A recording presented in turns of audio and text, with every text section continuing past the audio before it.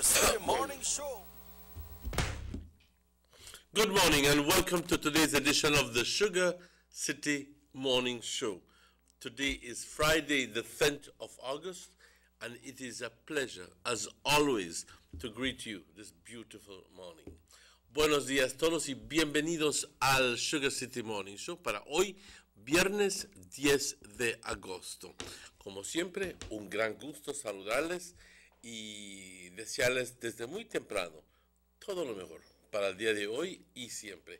Estamos transmitiendo en vivo desde Nortevisión Canal 10, aquí en la calle San Lorenzo, justo enfrente de el IT Vet, Bishop Martin High School, en esa área. Y estamos en cable en el norte del país, Canal 60 a través de Center. Y también estamos en distintas otras estaciones por los arreglos que tenemos con las distintas proveedoras de señal de cable. También importantemente, aunque no estamos al 100%, ya se ha subido la señal de Canal 10 por aire. No está el 100%. Debo de aceptar, desde muy principio, no está al 100%, pero deben de estar continuando con la reparación y el ajuste de la señal, del video level y otras cosas, tan pronto esta mañana o en la tarde. Así que, como dicen, no todo se logra en un día. Hay que tener un poco de paciencia. Por favor, les pido paciencia. También estamos en vivo en el internet, simplemente entrando en la página YouTube y teclando Sugar City Morning Show. Y lo bonito de ese arreglo es de que puedes entrar a ver el día de hoy, como el día de ayer, como el día de antier, el del mes pasado, cuando tú gustes, porque todo está archivado en este programa. Así que tus parientes, tus familiares, tus amistades en el extranjero, o quizás tú en la privacidad de tu casa quieras ver un show que ya pasó hace 2-3 semanas, tienes la capacidad de verlo de nuevo porque, como dije, está archivado. Las 7:04, como siempre, vamos a continuar con nuestro programa con una oración, dándole gracias a nuestro Creador, porque hoy, compañeros, de nuevo estamos vivos. Y eso en sí es un milagro. Padre, te doy las gracias por todas tus bendiciones. Nos das la vida, nos das la salud, nos das fuerzas, nos perdonas, si así queremos, y nos hablas a través de la conciencia. El mejor regalo que tú nos pudiste haber dado es la conciencia. Tu presencia en mí es mi conciencia, donde tengo la capacidad de poder discernir entre el bien y el mal. Tú nos dices, Padre, seguir tus pasos y hacer el bien. Eso es lo que debemos de estar haciendo, no causándole problemas al prójimo y no tratando de lastimar al prójimo. Simplemente tratar de convivir, aprender a convivir, porque de eso se trata, de eso tú nos pides, amar al prójimo como a ti.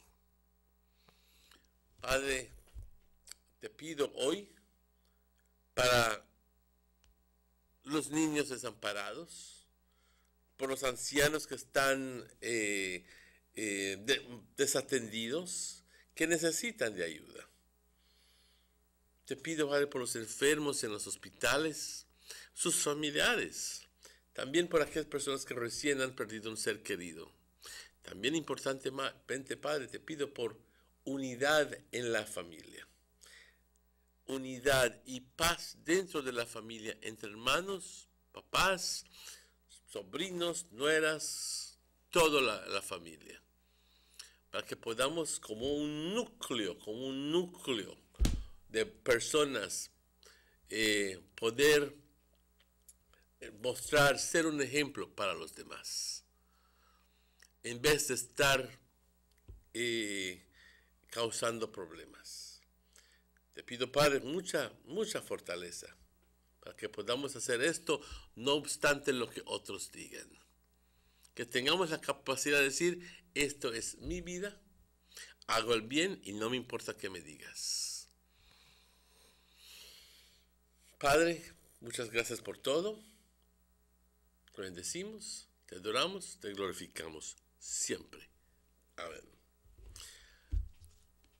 Las 7:07. Bienvenidos si nos acabas de sintonizar. Hoy es viernes. Thank God it's Friday. Como nada, ya es viernes. Y por lo general tenemos eventos planificados para el fin de semana. Que nos vamos aquí, que nos vamos allá, que nos vamos ahí. Donde sea que estés yendo, siempre preocúpate de seguridad, siempre. No hagas de menos la seguridad tuya y de tu familia. Es más, si vas a la playa, llévate esos chalecos salvavidas. Si vas a tomar un viaje largo, recuerda siempre abrocharte el cinturón. Y especialmente los niños. Recuerda que si vas a dejar tu casa un momento, pone a alguien al tanto que te esté vigilando tu casa y que no sea el ladrón la única persona que esté vigilando, pero que también hagan presencia en la casa y que muestren de que hay gente viviendo ahí dentro. Tan pronto ves de que hay algo que está sucediendo y que se presenta raro, entonces tu derecho es llamar a la policía y decir, aquí hay algo malo. Quiero también desearle todo lo mejor y muchas felicitaciones a las personas cumpliendo años, hoy 10 de agosto. También a las personas celebrando aniversarios, que la pasen muy bien, recordando siempre, como digo, recordando que la moderación en todo es clave. ¿Ok? La moderación en todo es clave. No hay nada malo en tomar un traguito, 2, conviviendo con tu familiar o tus amistades. Absolutamente nada malo. Pero es el abuso que te da problemas. Quiero a este punto también agradecer a nuestros patrocinadores que fielmente nos apoyan con sus anuncios. Estamos hablando de Telemedia, Belize Tourist Board, German Vega and Sons Import Limited, Government of Belize Information Services, A&R Stores, recordándole que ya son 10 tiendas, incluyendo la de la zona libre. Ahí encuentras de todo. Gillette's Meat Shop, St. Anthony's Trading, Vega Imports, Vega Distributors. Yo creo que ya dije todos. Las 7:10, en espera de una persona muy importante, pero vamos a esta pausa y estaremos de vuelta con ustedes tan pronto estos anuncios. No se vayan.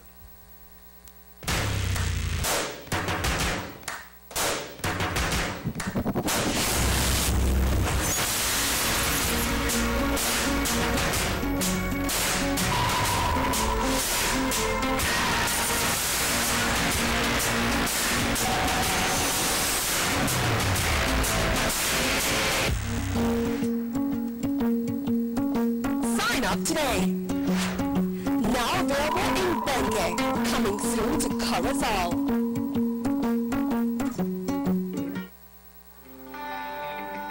Everybody wants a clean and healthy family. That's why they purchase the best food products and the cleansing materials. This time, we give you a bigger size of La Costeña products like the mouth-watering fried beans and the pasta sauce. And surely for your clean laundry, we have the breathtaking aroma of Ensueño Max Suavitel. Even your visitors will ask what you clean your floors and restrooms with. And you can boast it is the variety of Pinol products and Sultan muriatic acid now in 900 milliliters. And much more for the best prices only at German Vega and Sons Imports. We serve you at number 5 San Antonio Road, Orange Walk Town. You can even call us at 322-3625 or 322-2672. Or you can even send us a fax at 322-2571 or email us at germanvega@btl.net. German Vega and Sons Limited, because we care for you.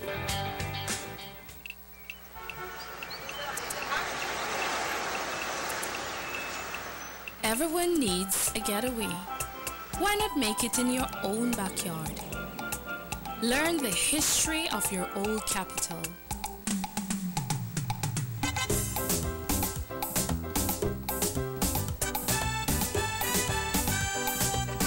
Or venture out on a road trip to experience the village life and be captivated by nature's wildlife, culture, and food.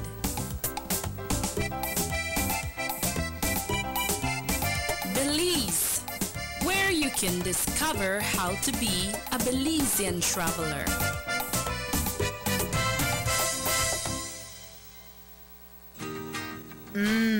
Freshly extracted local honey, perfect for today's dessert.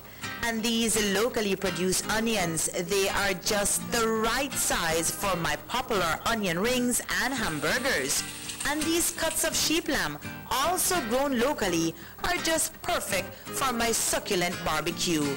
When I think about my family's health, I buy local products first. After all, they are fresh and healthier. And if you do the same, you're shaping a brighter future for your community, your family, and yourself, as local spending circles back to you. Remember, when you buy local products, you are building a better Belize. This message is proudly sponsored by the Food and Agriculture Organization, European Union, Ministry of Agriculture, and Belize Marketing and Development Corporation.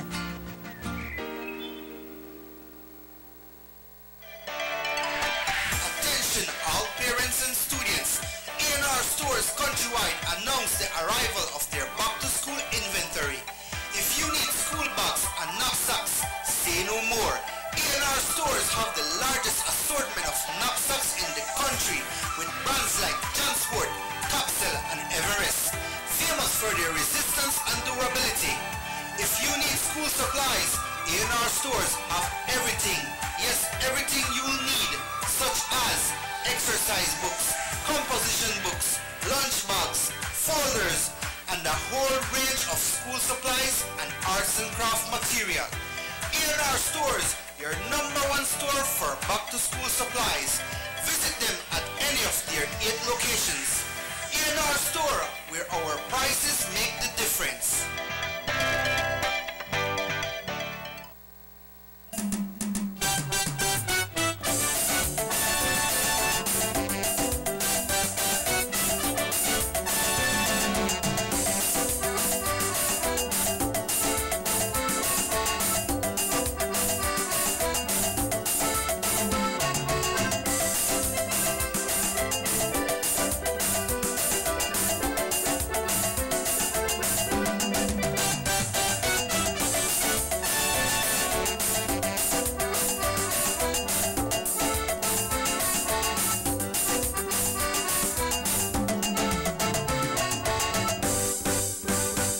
City Morning Show. Bienvenidos de vuelta. Son las 7:15. Welcome back. It's 7:15. Yesterday we went to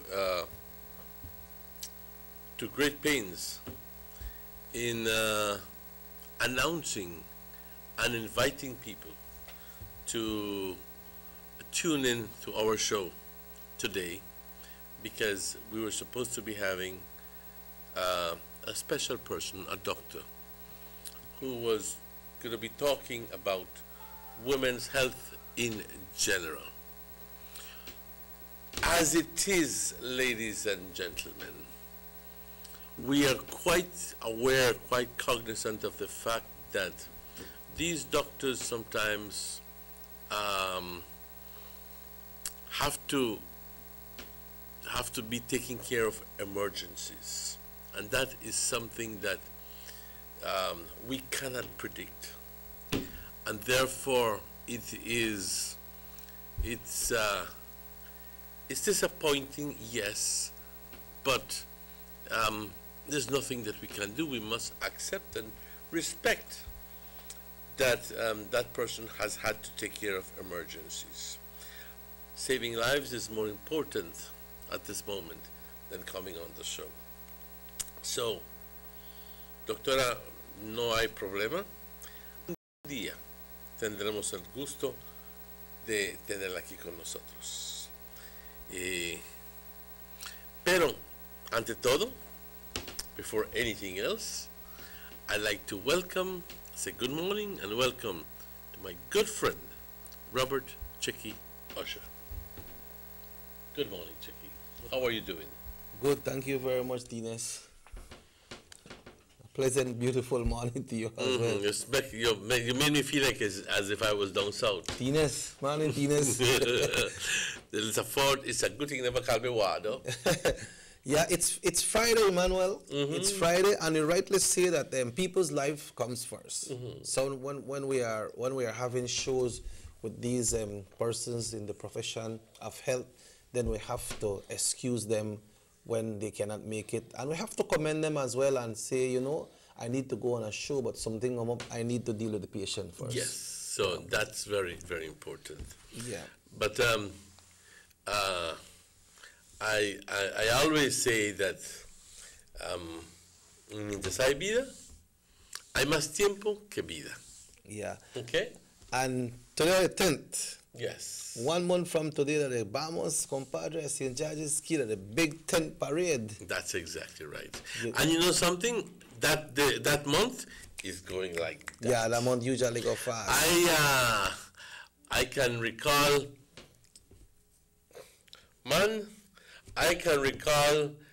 being in July and go like, but it soon they come up. And now, in less than 2 weeks, it's done there. Yep. Yeah, 23rd, no? Yes, in less than 2 weeks. But it's a beautiful day outside this morning. Beautiful day. And let's see if we have the forecast. Yeah, we have the forecast, the weather forecast for today, coming in from the reliable folks at the Belize Met Service, always up early to prepare the weather forecast. And we bring it up on our Digicel internet to make sure that we can share it with you right here every morning on the Sugar City Morning Show. Sometimes it's not up, but you know how these glitches go when it comes to... I understand. Yeah. But it's a beautiful, beautiful morning this morning, and you never feel like wali not cold breeze, wali fresh breeze about 4 or 5 in the morning. I guess it's because of the humidity in the air. I mean, it was raining not so much today, but yesterday and the night before. It was you can sleep. Can sleep well, without having to be sweating a lot. But when we put on a song from way back for the 70s, it says, somebody kill that roach. You remember the song? Oh, yes. Oh, yes, somebody kill that roach. Mainly fair weather conditions will prevail over most areas for the next couple of days. The 24-hour forecast, mostly sunny skies. Today and partly cloudy skies tonight. Showers, if any, will be isolated. The winds blowing from the east at 10 to 20 knots, with winds becoming even more gusty. The sea state moderate to rough. The temperatures, there is a small caution in effect for gusty winds and occasionally rough seas. So please be careful. The temperatures along the coast, 88 degrees Fahrenheit. Along the coast, that is, 80 degrees as a low, 88 as a high. In the inland areas, 93 degrees Fahrenheit as a high and 73 degrees as a low. And in the hills, a high of 82 degrees Fahrenheit and a low of 70 degrees Fahrenheit. For those people wondering why is it that there is disparity between temperatures along the coast and in the inland areas, is very simple, because in the coast you have the stabilizing effect of the sea. The sea makes its own weather. In other words, it can be rather cold, 50 miles from the sea, and then it can be 5-8 degrees warmer along the coast, because if the sea is warm enough, then the winds are going to be blowing off the sea, are going to bring that warmth into the coastline. So it's a stabilizing effect. It doesn't get that hot during the course of the day because the winds blow and bring that cool breeze. Yeah. And then it does not get too cold at nights, because then again, you still have the stabilizing effect of the breeze. Okay? In the inland areas where you do not have that, then the disparity is much greater. You can go all the way up to 90s. Here in Belize, we don't have the huge disparities as you would see in places like the States or Mexico, or Canada, where, you know, in summer it can go, in areas where it's rather cold, it can go all the way up to, and inland, it can go all the way up to 110, 112 degrees Fahrenheit as a high temperature. And then at nights, it just dips to 60s and 70s, 60s. And sometimes in the cold weather, because it's called continental climate, then that is more pronounced in winter. But under the hills, obviously, the disparity comes because of the elevation. The higher you go, the colder it becomes. The outlook for tomorrow, Saturday, mainly fair weather with only isolated showers during Saturday, then a few showers along the south coast Saturday night. So, for us, good weather. Buenos días. Oh, thank you, forecaster Michael Gentle. Este es el reporte, compañeros, compañeras. Y si nos acabas de sintonizar, buenos días. Las 7:24. Este es el reporte del estado del tiempo para hoy, viernes 10 de agosto. Situación general, buen tiempo. Vamos a estar viendo buen tiempo para las siguientes 48 horas o los siguientes 2 días. Para las siguientes 24 horas, para el siguiente día, cielos soleados, parcialmente nublado por la noche, chubascos, si es que hay alguno, completamente aislados. Es más, uno aquí, uno allá. No tenemos no tenemos ningún sistema, ninguna ola tropical, nada por el estilo amenazándonos a este momento. Recordándoles de que todavía estamos a mediados del mes de agosto y que nos falta aún, compañeros, el mes de la otra mitad de agosto, y recordándoles de que el huracán Dean vino justamente en agosto, ¿ok? Pero también tenemos el mes de septiembre y tenemos el mes de octubre y el mes de noviembre, que son meses cuando, si podemos usar la historia como evidencia,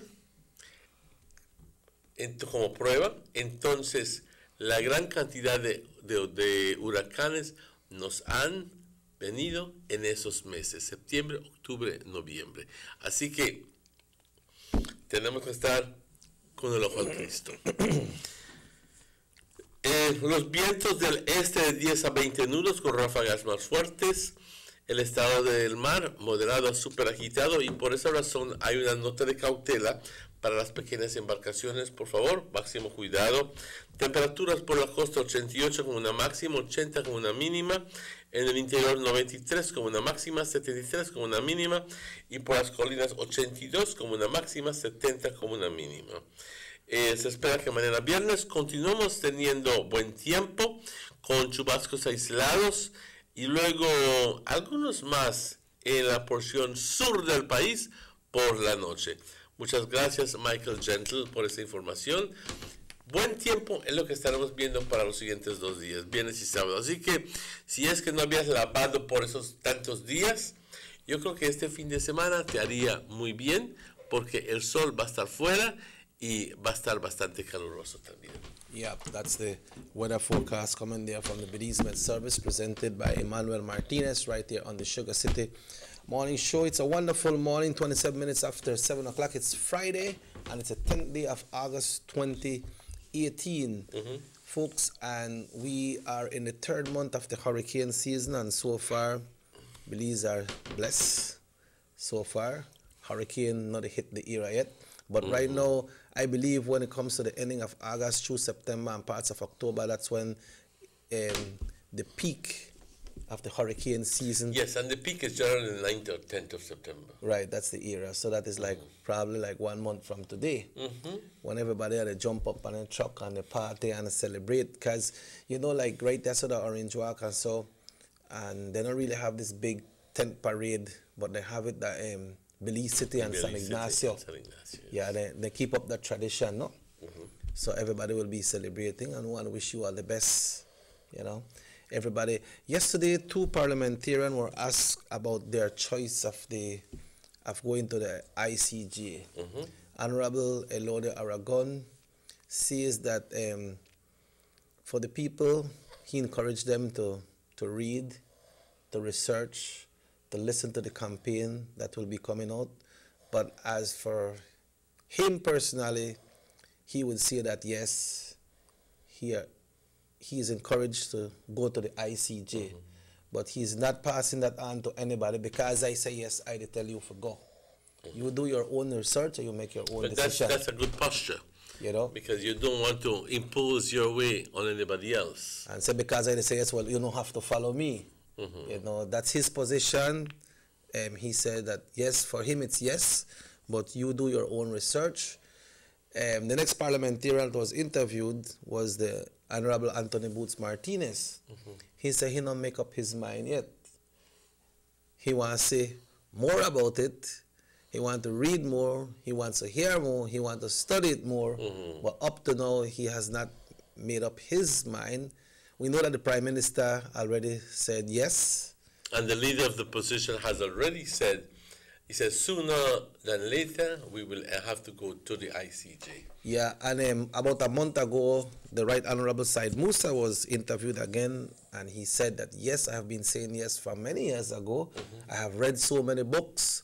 I have seen so many negotiation happens, and we can't get nothing peaceful out of all of this. So he's saying yes, that the ICJ is the place to solve this this problem. Well, I am glad to hear that these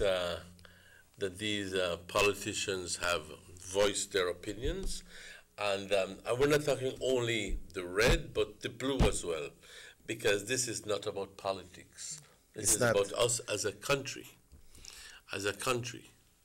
and I'm very glad to hear that Mr. Aragon has made up his mind, that Mr. Musa has made up his mind, that Mr. Barrow has made up his mind, and to a certain extent, Mr. John Briceño has made up his mind as well in that regard, because he clearly said that sooner than later we will have to go to the ICJ, because that's the last recourse. And I'm glad the way the Honorable Aragon put it, you know.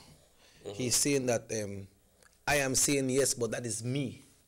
That is me saying yes. You residents out there, you do your research, you make your decision. But I am saying yes. But you know, when these people like that make up their decision, like the Prime Minister say yes, Honorable John say yes to some certain extent, Honorable Musa say yes, then people tend to follow these leaders as well, right? But that's your own conscience. You vote your own conscience. That's exactly right. And we are still awaiting the campaign from the Ministry of Foreign Affairs. I do hope that it's going to be soon, I mean, within the next week or two, that we begin the campaign for the, if we should or we should not go to the ICJ. And this is not that we are going to be presenting. This is their television ads and programs that they will be passing through the station. Information. Obviously, they will be making presentations here on this channel, and also they'll be making presentations in other media. And they'll also be going to be making visits to the villages and having consultations with the villagers and the townspeople, etc., etc. So everybody who, and if you vote yes, if you think that yes, that's the way to go, then that's cool. And if you vote, you think that no is the way to go, that's cool too. That's your right. That's your right. Yeah. Okay? That is your right. It's just that, like anything else, there is a right way of doing things and a wrong way of doing things. You make up your mind as to which one you want. And there's consequence to some decisions that you... There are always consequences to the decisions. Yeah. Always consequences to the decisions. Because like you spoke... Well, I do believe that our Belizean population is quite educated to be able to make that good decision. Yeah, you spoke about the campaign. Last 2 weeks, we mentioned on the show here that this group that is out with Derek Aikman, they start for them thing already, but I'm not sure if that was well attended because we never really hear anything about it, you know. But you know, something, excuse me, Chicky, but something that just quickly pops up to my mind is that I was reading a report just the other day that says that once you begin to, once you explain to people on a professional level, on a one-to-one level, like what they would do to the Council of Churches or what they did with the BDF some time ago. Once these people come and explain to you what are the benefits of going to the ICJ and what are the non-benefits of going to the ICJ. In other words, if we would vote no, what then would happen? Yeah. And they explain to you very clearly. What happens is that most of the people who listen to these things, the natural offspring of their mind is, okay. The natural thing is they go like, okay, we should go to the ICJ. Okay? That is the natural thing that happens. Yeah. But, and I'm glad to say that more and more people are being convinced to go to the ICJ, and that those people who have always claimed no are becoming less and less and less. The thing is that if you have, like you rightly say, you have the right to vote yes or no. But the thing is that if let's say, all right, they are afraid to go to the ICJ because they're afraid that Belize no might come out successful. But then if you vote no just because afraid, then how will the claim be solved if you vote no? It will always be on the backs of the people. Because there is no other way to get it solved lawfully. Right? Right. But what you see, what is key in the educational campaign, key, very, very important, is that Belize has, when it comes to court, it's difficult to tell, oh, we have, it's 100% chance we're going to win. Because that is preempting the whole judicial process. In other words, you are already telling the judge how he's going to vote. Yeah. And that really constitutes an insult. You understand? Yeah, because all the interviews where West said they do already. He could have called, yes, man, we got 100% for win. We don't But suppose he would have gone away. So if you notice, he has not done that. But suppose he was going that way. Exactly. And nobody in his right mind would want to do that. But the truth be told is that you don't say it, but you let other people say it. Right. In other words, you have famous liars saying it because you consult with famous, eminent liars, people who are like at the top worldwide liars. And Belize has a clean chance of coming out because there's no way these people say that Belize could ever lose the case. So with that confidence, you go to the ICJ so that they can conform our borders, because that's really what it is. Yeah. Conform our borders and tell Guatemala, stop mess with Belize. Because no, if you don't stop messing with Belize, then the United Nations Security Council is going to take care of Guatemala. That's right. And that's where we want to take it. Yeah. And you can't put it as, oh, but if this happened, then Belize don't have enough force to fight Guatemala, but they're not Belize. Then that the UN peacekeeping forces would do that. And then the judgment will lead us into that. Exactly that. So, and then you think Guatemala will want to look bad in front of the United Nations peacekeeping forces? You think so? No. Who would want to look bad? They can sanction all of Guatemala. They can do, that's taking it to another level. The final level, where, hey, pressure, they put so much pressure on Guatemala, stop sending your people into Belize. Because that's what we want. We want to stop the incursions. We want to stop the confrontations. We want to stop the stealing of our natural resources. Yep. We want to stop all of this whole claim business that, oh, Belize es nuestro, yo tengo derecho de venir a Belize y a tomar lo que quiero porque Belize es nuestro. And the fear of the persons living on the borderlines. Thank you. Right? But you see, Emmanuel, in a politics, you might put somebody in a category that might say, oh, he the talk lone fool. But when you listen to somebody like Asad Schumann, Said Musa, then people are very smart when it comes to this territorial thing, Then people study this thing long time. And when somebody like the Right Honorable Said Musa said that he studied this thing so much and we should go to the ICJ, then people smart, Emmanuel. Then people smart. Then people love their country just like we love a country. Then people now come up and say, go, if they know that there is a hidden agenda and want to go and lose just because of politics. You understand? Exactly right. And one of the things that I'd like to say is that we need to begin to read more. I invite you to go to the public library.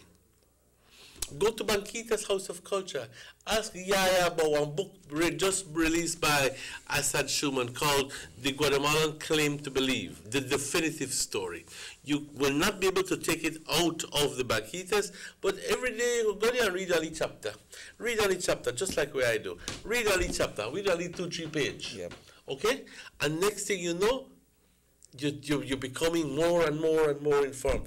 That is like the Bible for the Guatemalan claim, okay? Coming from Asad Schumann. Yep. Everything that you need to know is there. Everything. There's no hidden agenda. There's no hidden agenda. I think that the Sandy Hunter Library has one too. All right?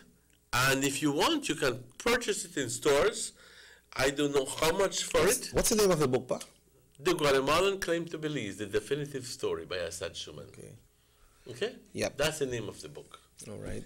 Okay? Yeah. Obviously, there are other books like, well, I didn't bring that here with me, but the opinion, the legal opinion of those 4 eminent lawyers on Guatemala's claim to Belize, but those books were commissioned many years ago as a special report, and they'd have to be reprinted for the benefit of those who want it.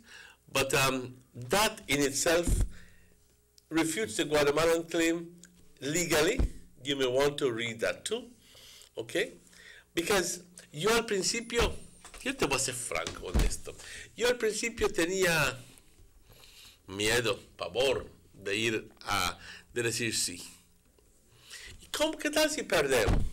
¿Y qué tal si perdemos? Porque esos miedos que tenía. ¿Qué tal si esto? ¿Qué tal si el otro? Y gradualmente, como más me fui informando, más fui leyendo, me di cuenta de que Guatemala no tiene ningún caso legal contra Belice. En el primer lugar, Guatemala este terreno nunca le perteneció a Guatemala. Así que, ¿cómo podrías decir que en una corte va a partir en la mitad y darle de vuelta a Guatemala la mitad? Sí, nunca le perteneció a Guatemala. Eso es el primer. Nunca le perteneció a Guatemala este territorio. En el segundo lugar, tenemos el Tratado de 1859 entre Inglaterra y Guatemala que define las fronteras. Encima de eso, tenemos la nota el intercambio de notas de 1931, que dice, confirmamos el Tratado de 1859 y continuamos adelante con la frontera así como está. ¿Cómo entonces puede decir Guatemala de que el tratado es nulo e inválido? Imposible. La Corte va a ver ese tratado como un tratado legal y dice, Guatemala, esto estás mal. Y Guatemala lo sabe. Ellos lo saben que no tienen un caso en la Corte Internacional. Pero ellos también quieren asentar este asunto y mejor que la Corte Internacional lo resuelva para ellos y que no sea un político, porque ese político fácilmente lo balancearía. I'm not sure if this person that sent this text is a student, but if you're a student, you need to follow Emmanuel's words and go to the Banquitas House of Culture, go to the Sunday Hunter Library, or go to one of Minister of Foreign Affairs bookstores and pick up one of these documents. Because I don't know who they advise Uno, but if you're a student, that is my advice. Because this person say 89% of the students will vote no. That is not our problem. They say, what happened with USA and Mexico? But if you vote no, then... USA and Mexico. Yeah. But the first part, Emmanuel, 89% of students will vote no. That is not our problem. I don't know if people, they give them some type of information, if they listen to some lecturers, but if you are a student and encourage other students to go and get the book and read the book, then you make your decision. Read the books, right? Read the book. You will notice that, contrary to what you think, it is our problem. Belize is already an independent country. How can you defer the problem and say, England, are you the one who for blame for this? That you fix this? Tell you why me don't cut that? Me don't cut the rope long time. That's a for you problem. You that done big man. Yeah. Just like when you turn big man 18, and you got lady and everything, they come out of your house, and then you come back, Ma, I come back into the house. Your man tell you, why you don't decide to come out of your house? That's your bloody problem. Yeah, you're a big man. That's your problem. Believe me, man up. Yeah, you're a big man. You're a big man. Yeah.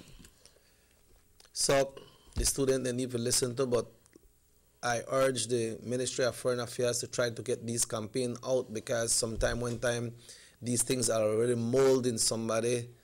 Sometimes it's difficult for you to change your mind, because most of the time what they see first, what they read first, that is what they believe. And when the next one comes, then it's tough. So they really need to get out this campaign so that and I'll be honest with you, me the Carol Foreign Affairs, and ask them what the hell is going on, what they're waiting on. Yeah, other groups that are going for no, they don't do their campaign and they rally on a lot of things. You know? Maybe I don't see through their plans. Maybe they know something I don't know. But I'd like to see the campaign begin in earnest. Yeah. Well, it's now 14 away from 8, pa? It's 14 minutes away from 8 o'clock. Como dije hace un momento, nuestras disculpas, debimos de tener a la doctora hoy, pero desafortunadamente como suelen suceder, emergencias, que doctor, que tal y tal y tal y tal y tal y tal. Y resulta de que hoy eso sucedió y desafortunadamente hasta otro día cuando lo podamos anunciar. Y por eso es que muchas veces negamos en anunciar la visita de los doctores porque hay esa incertidumbre acerca de si vas a venir o no vas a venir, porque al final del día el tema de emergencia siempre suele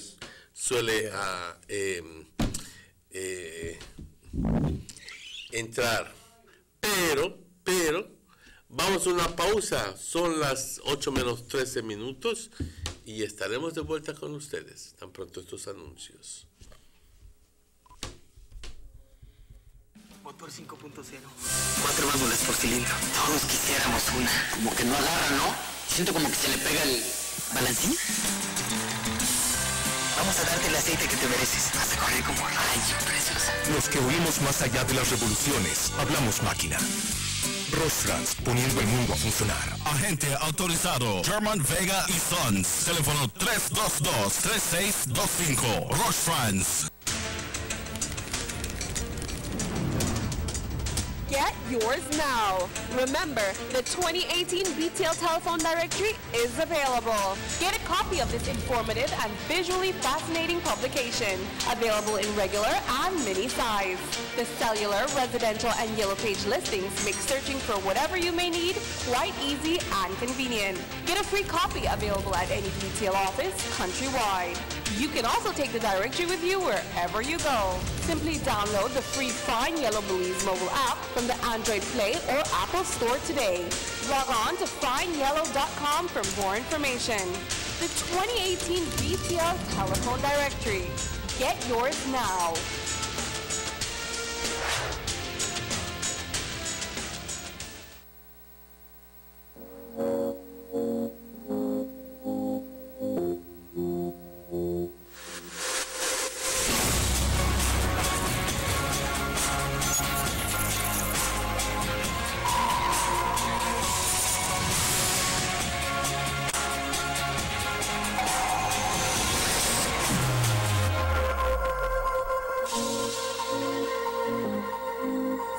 Today.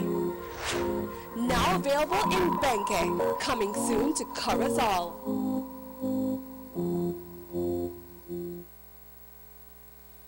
Six cylinders to pure potential and better performance. It looks like it vibrates. You think it could be the horsepower? With a quart of oil and the calibration of the injectors, it will start to get the washers again on the street. We take a motor to its optimal level. We speak machine, Rostras, making the world function. Authorized agent, German Vega & Sons. Telephone number 322-3625. Email germanvega@btl.net. Hey Belize! This message is for you! BTB invites you to join its Be a Belizean Traveler campaign during the month of August. Tune in to Love TV for the Belizean Traveler Show every Wednesday, hours 8th, 15th, and 22nd from 8 to 9 p.m. And every Saturday in August, tune in to your favorite DJ show to learn about our country, regions, history, people, and culture, and the incredible discounts and amenities from our hotels countrywide. Call any of these shows and get a chance to win a grand prize by just answering a question.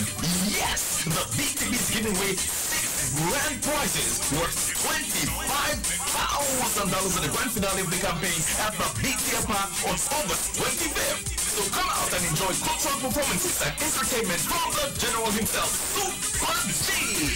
You can be one of the 6 persons to walk away with a dream vacation where we can create unforgettable memories right here in our jewel. So join the fun. Be a Belizean traveler.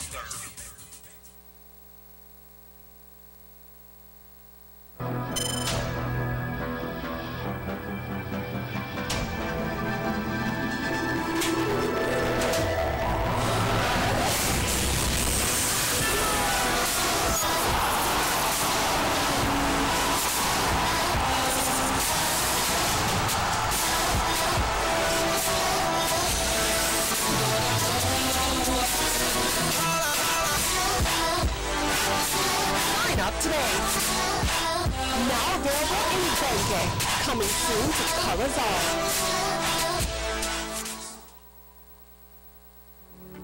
The first two phases of the Hummingbird Highway Rehabilitation Project from the Belmopon Roundabout Junction to Saboon Bridge and Alta Vista Bridge to Dangriga Town has already made a remarkable difference for commuters and residents alike.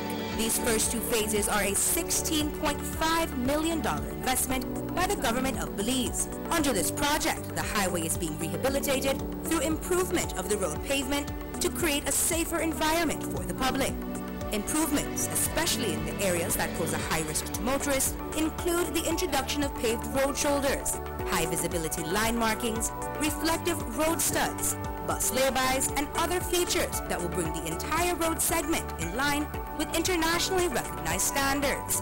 Additionally, the replacement of the existing single-lane bridges will reduce road user risks.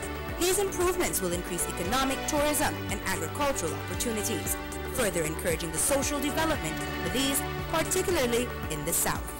The government of Belize, moving Belize forward.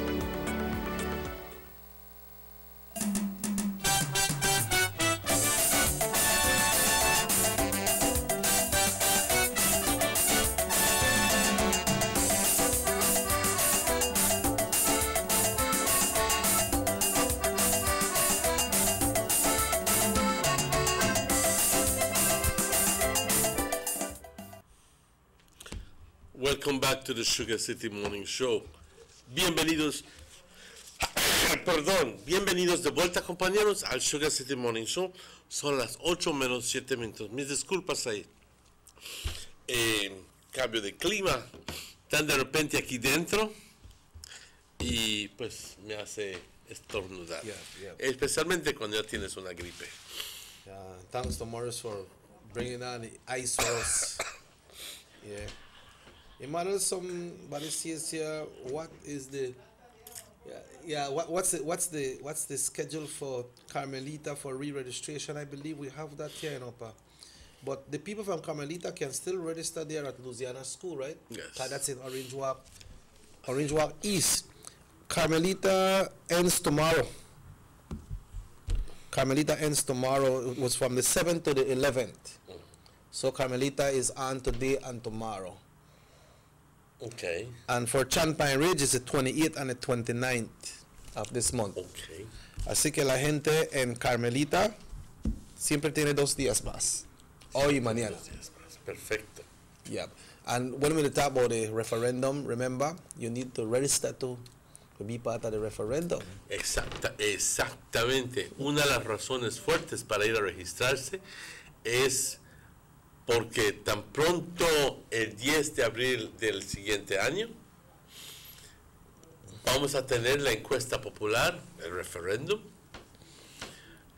donde todo votante registrado va a tener el derecho de ir a votar como beliceño en esta encuesta popular, si es que debemos ir al ICJ o no debemos ir. Perdón. Yeah, that's on the 10th of April. Eso es el 10 de abril. Así que, si no te has registrado, te insto, por favor, te pido que te vayas a registrar tú y tu familia. No cuesta nada. Simplemente tienes que llevar tus documentos. Si tienes tu pasaporte, ya estás en buen camino. Si tienes tu fe de nacimiento, tu acta de nacimiento con una foto, un seguro social, ya eso es todo lo que necesitas, Si ya entonces eres naturalizado o adoptado o lo que sea, y entonces tienes que llevar los documentos pertinentes. También piensa y recuerda que tú estás haciendo ese no para político, no para ningún político. Porque una gente dice, yo no voy a ir a registrar para esos, no hace el word, pero para esos políticos. You know you do it for no politician, folks. You're doing it for yourself. For your country. Yeah, for yourself. Yourself is part of your country. You're part of your country. So when you go re-register on that day of any election that's been held in Orange, in the country of Belize, you have that right and that eligibility to go and exercise your constitutional right. That's yours. That's exactly right, Chicky. Yeah. That's exactly right. We continue right here this morning, Emmanuel, and you know, I understand with from reports, from police report from the British filmmaker that was killed, he was stabbed about 10 times. He was stabbed about 10 times. Unfortunately, why they have to do this man is why they had to kill this man. You know, and you stabbed the man 10 times. And I understand that according to Assistant Superintendent, Senior Superintendent, Assistant Commissioner of Police, Joseph Maivid, they believe, and from their finding, the motive was robbery. 10 times they stabbed the man, pa. 10 times. I wonder if they had any idea of who he was, or it was just a target for target's sake. So he want to live back there, only he want to do there. Maybe he got money. Okay, so make a target him, make him go kill her and take away whatever he has. But I don't know what in other people's mind for just have they found those who is they have one person. One person? Yeah, but they understand it's supposed to be more than one person. They have one person as suspect. I don't think they pick him up yet. I'm not so sure. I'm going to the story in a little while to see if that person have been picked up, because we don't want to put out false. We don't want to put out false information, right? You know. But apart from that, Emmanuel, there was some persons that robbed a Chinese person. Meantime, I am find the report, no? Rob a Chinese vendor all the way there in the south. I think it's Independence, if I'm not mistaken. And they show plain on the camera how them boy jump the counter, and the day they try to haul out the money, I got a gun, so they point out the lady, they haul out the money, next one jump the counter. But they believe that those persons are from the city, and they went down in the south to do this robbery. But Mango Creek, yeah. Mango Creek, pa. Okay. Yeah, I'm gonna try to see if I could find the story of the British person that was killed. And they also have a story that police are catching up with the ring of robbers. So can you go into that? Yeah. Yeah, make you have this one up on me. Can't read right now. Okay. All right. He said cops catching up with the ring of robbers. And this one was, you remember last week that Belize City, they made a rob one vegetable fruit shop. That's on the Corner Drive area. The person they gonna buy banana, and they come back and they tell the person that the banana never good. And the person tell her, okay, you could change it, but it looked like the gentleman that was there, the owner of the business place, he may see they're suspicious. So he hold a knife behind her. One time the person hauled out the gun, it looked like he was in reach, and he hold the person and start struggling. Shots fired off, but nobody never get hurt. Shots fired off, and the man run behind Ina for him pick up. Meantime, the other person they call the police and they catch one of them. It's brave for someone to do that, you know. But I believe you risk your life and the life of those around you. Yeah, but I believe he was prepared, you know. He must have done so much thing happen. I must say, you know what? I know I make this catch me. I will get myself prepared, and I want to fight for my life. But then maybe if the person, if he never pull out this gun off, and if he never fight back, maybe they may rob there, maybe they may shoot somebody. You understand? Maybe they may shoot somebody. But thank God nobody never gets shot, and they catch one of them. You know? I'm so glad.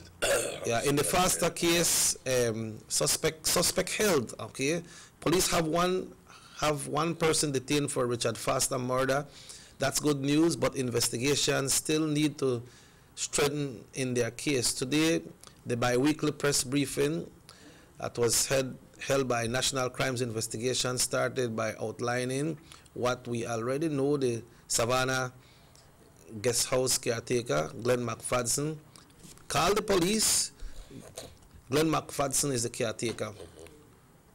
Called the police when he showed up at the place Tuesday morning to find Foster missing and the house ransacked.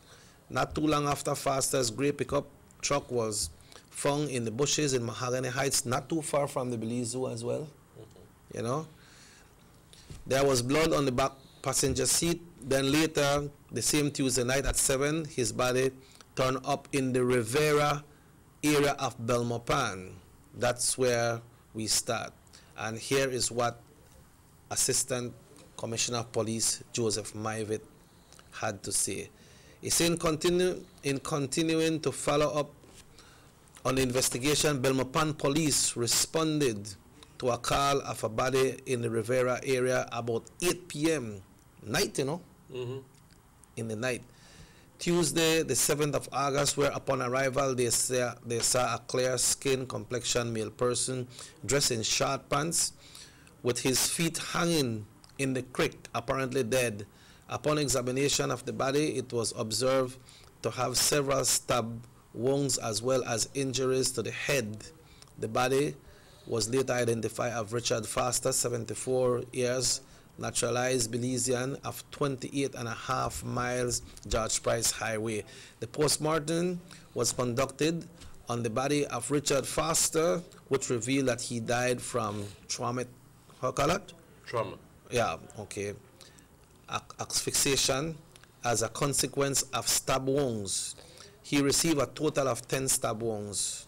The investigation had shown that there was some injury within the house, but even on the scene where the body was found, there was no substantial amount of blood, which seems to indicate that the deceased was not exactly killed there where he was found. So police don't got the lead thing more or less put together, and they have one person. Well, I just hope after hearing all of that, that the police can actually catch all those people involved in that crime. Remember that kind of crime, and it's not because it's a British, or it's not because it's a foreigner. It's a human. But very simple. Yes, it's human. But also on the other hand, because he's an internationally renowned filmmaker, these things are on the news worldwide. And whenever anybody has any plans of coming to Belize, and they go like, they read the news and they go, international filmmaker Mr. Foster was stabbed 10 times in the small Central American country of Belize. They go like, are we going to Belize? Yes. Oh, you better cancel that trip because we no longer part we run a risk of being killed as well. Yeah. You know what I mean? True. People do react to these kinds of things, either because they're coming or in protest. They do these things. With their black eye. You know, because if they're coming, they could cancel it in protest or whatever. But I would do the same thing if I knew that crime is rampant in Belize, and I'm going to Belize. If I'm a person from New Zealand or Australia or England or Timbuktu, wherever, and I'm coming to Belize, and I hear about all of these things in the world on the world news, then that gives us a bad name, terrible name. But that doesn't seem to bother those people who are actually doing the crime. Because it doesn't matter to them. It doesn't matter to them. They care less if they're on the news. All they care for is that they get the money that they so want for whatever reasons. But it places extra stress on the police department because they know that the police knows that people are looking towards some closure in this case. Yeah. They want to know what got on with this man. How this man could just be killed, stabbed 10 times and robbed. And he's not the only one, but so many other people have been killed with very little closure. When you hear about, oh, this one was killed, the police continue investigating, this one is killed, the police, and that's the end of it. You never hear, or very rarely, can't say never hear, seldom you hear that, oh, remember that case? Then don't solve it. Oh, remember that case? Then don't solve it. Or you hear after, excuse me, after 2 months, they say, well, they never find enough evidence for this person, so they have to release her. And they're out on the streets again. You're out on the streets again. on the lookout for more, a ver a quién puede lastimar para robarle. Y esto es lo que nos está jodiendo a nosotros. La ineptitud de ciertos elementos en nuestra sociedad. La ineptitud en no poder darle clausura a estos casos. No sé si es porque estamos limitados en recursos humanos, que tan pronto las mismas personas no han terminado de investigar uno, cuando están de repente ya tienen que lidiar con otro. O será que quizás en el primer lugar no están capacitados para poder atenderlo. O será que quizás al final del día necesitamos de más tecnología. No es como, estamos acostumbrados a ver Law and Order y todo ese tipo de cosas en televisión, y como de repente lo pasan a un laboratorio forénsico y te dice todo el DNA y buscan un pelo en el carro y lo comparan con y ¡pau! Por la magia de tecnología. Gatio, voilà. ¿Ya me entiendes? Y me imagino que quizás se frustran los agentes aquí en Belice porque no tienen la capacidad de poder usar esas cosas porque somos país pobre. Entonces, pero al final del día, yo quisiera ver que la gente le ponga más esmero a tratar de resolver estos casos. Porque ya basta. Ya basta. Los beliceños somos muy conformistas. Todo pasa. Todo puede pasar. Y no nos quejamos. Well, I hope for this todo person, tipo de cosas pasa. Perdón. I hope for this person when the police have the capacity to check fingerprints. Ay, Dios mío. Fingerprint to see on the body of Mr. Foster, and fingerprint in the vehicle and see if this person fingerprint match up. Because if that person fingerprint match up, then he is part of what happened as well. Let me ask you is there a fingerprint database? I'm not sure, man. Because if you're going to pick up the fingerprints, what the hell are you going to compare it with? But you can compare the two fingerprint. Let's say if somebody don't work right there, so, and somebody steal this phone, and they go and they find this person's fingerprint on this phone. They find this phone, and they find somebody and say, hey, that is the suspect. And they check that first person's fingerprint, and that fingerprint matches with the one that they picked up from this phone. Yeah, that's easy to say, but at the end of the day, remember that you don't have, in most cases, there is no suspect. So they can pick up all the fingerprint they want, but what are they going to compare it with?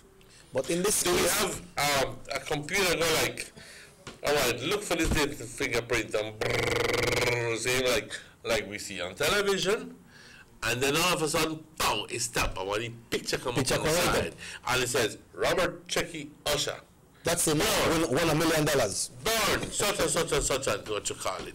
All right, position, announcer, blah blah blah blah blah, and this time fingerprint. Man, we know that. So in doing that, what I'm understanding from you, if you don't have one database like that, it's hard for you to tie somebody into something like that. Because they not come up. It's hard, and I don't know if they have the equipment or the computerized equipment to do that. I do believe that they have a lot of fingerprints, as a database, but I don't know if they have the capacity to match the databases, the fingerprints. In other words, for some program that goes looking for the exact, because no two fingerprints are the same, but you need a very powerful computer to be actually able to pick that up. Yeah, that's like the type of equipment that they have at the port of entry when you go to the US, right? They say, put your fingers there, put your finger, your face come up and say, oh, so this person got this passport that in this. You know, they don't know how false passport or false visa. This person that in this. And they have everything there about you. I don't know if we have that yet. I doubt it. Well, the police have one of the suspects. And the story continues saying that nothing that was stole from the deceased haven't been recovered. They don't find nothing. So in other words, it's still out there. It's still out there.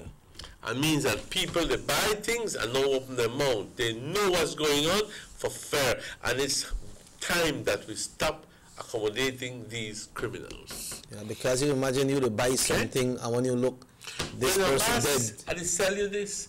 Boss, I did sell you this. How much you want for it? $10. I give you $8. Yeah. I give you $7. Come, drop it. Drop it. Think done. And they gone. And that what person lost their life, and you pay $8 or something. That's exactly right. Yeah, because handling stolen goods is the same crime like the person we're gonna rob.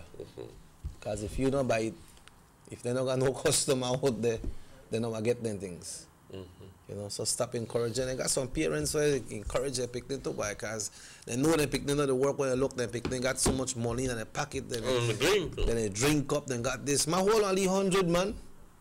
Have you ever stopped for question, where my picnic get this money from? He know the work. Where you get this money from? And I take this money all the time. Stop and think again, figuring what has happened, because you are in danger as well. So what happened to the Lee baby? Unfortunately, she was there. And we understand from the story that a target was in the house. And when that person shoot, he don't mind who he made shoot, but the innocent girl made in there and he get shot. That's exactly right. I do believe that we have a guest in place already, right? Okay. 30 minutes after 8 o'clock, we'll take a break. We'll be right back with you after this message. Una pausa y luego estaremos de vuelta con ustedes con un invitado. Notice the residents of rural communities in Orange Walk and Corozal districts. If you value your health and your children's health, you will dispose of your garbage only at approved sites. The disposal of garbage at any other location is illegal, and if caught, you can be fined up to $5,000.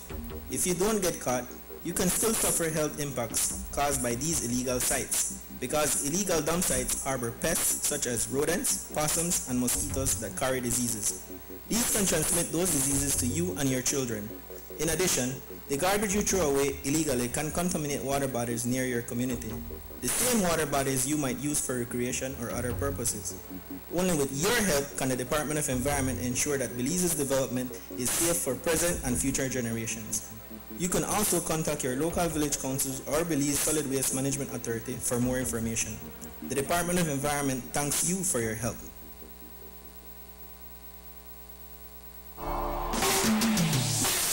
To go across the border to enjoy sun, sand, and crystal blue waters? Belize's northern islands and reef are just a boat ride away.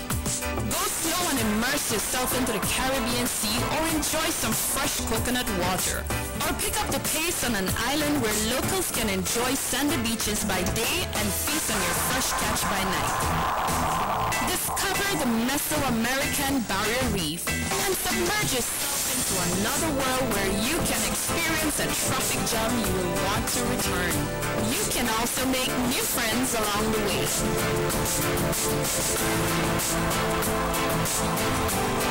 Belize, where you can discover how to be a Belizean traveler.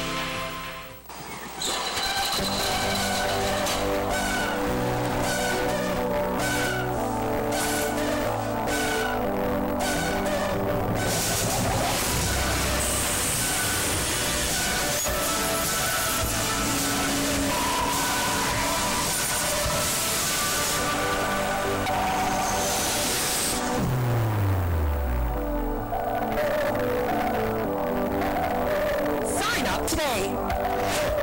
Now available in Benke. Coming soon to colors all. Residents of Dangriga now have their very own brand new modernized multi-purpose complex, compliments of the government of Belize. This $3.5 million investment in the cultural capital will host sporting events, cultural events, and shows, and can double as a hurricane shelter. Features include seating for 1,000, a fully FIBA certified wooden court, locker rooms with full bathrooms, a stage and changing rooms backstage, concession stands, office space, and ample parking. The government of Belize, moving Belize forward. The San Ignacio-Santa Elena Bypass project is now complete. The transformation began in 2012, and now residents of the Twin Towns and visitors alike are enjoying the end result. Works include the full pavement of Lamalus Boulevard, along with 2 miles of sidewalks and drainage, LED lighting, and a roundabout at the entrance of Santa Elena. The Twin Towns now boast the longest and widest bridge in Belize, immune to flooding from the occasional rise in water levels of the McCall River. A bypass road was also built linking the new bridge to Joseph Andrews Drive, which was rehabilitated, as well as 1 mile of pavement, a median, and 2 miles of sidewalks and drainage. This was all done to the tune of $34.8 million. But that's not all. The project was extended due to savings from the successful execution and implementation of the initial scope of works. Now over 2 miles of additional road works will commence, including George Price Avenue, Liberty Avenue, and the George Price Highway between Three Flags and Hawksworth Bridge. The government of Belize, moving Belize forward. The sunny days are here, and whether it's for a picnic or in your kitchen, you need the meat. Gillette's Meat Shop proudly offers a variety of juicy cuts such as processed meats, ham, bacon, salami, longanisa, and sugar cure ham, just to mention a few. Enjoy our meats in beef, pork, and mutton. So for that healthy cut your family enjoys, visit us at number 18 San Antonio Road in Orange Walk from Monday to Friday, 7 a.m. to 12 p.m. and 1:30 p.m. to 6 p.m. Saturdays, 7 a.m. to 12:30 and 3 to 5 p.m. Sundays, 8 a.m. to 11:30 a.m. Place your orders at 322-3486 or 322-2175 or even 610-4061. Send us an email at derekgillett31@gmail.com. Gillette's Meat Shop, fresh and processed meats. Ay, qué rico.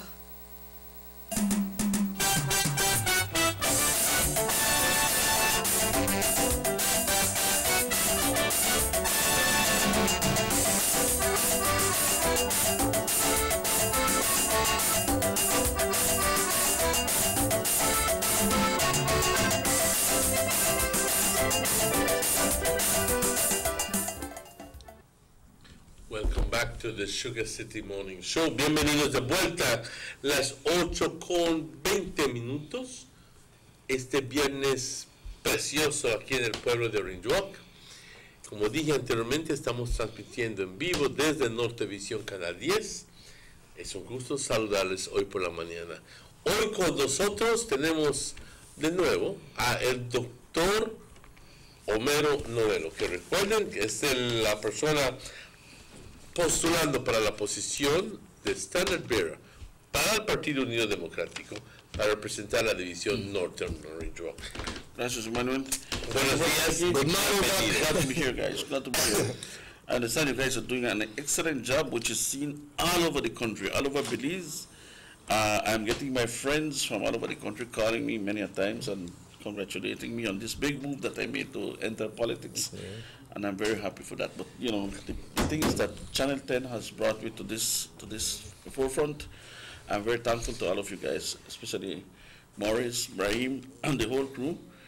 To also Deputy Prime Minister Gaspar Vega, Mr. Jarman Vega, all these people that are very supportive of me. I thank you guys.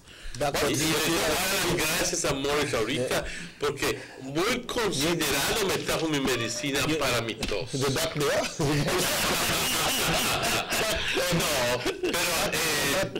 You done a big foundation of the root of Channel 10 as well.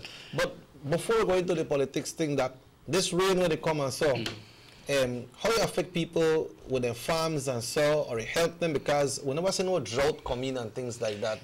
What advice you got for the farmers then, like how the rain come and go, and how we deal with the animal before we go into the politics? What happened? The rain is a blessing, because tell you what, we're seeing a little drought on this month of July, which is affecting the growth of all kind of plants. In fact, the sugar cane is not growing as fast as possible because of no rain. Corn needs rain for it to bear, and then the grass needs to grow for cattle to also feed.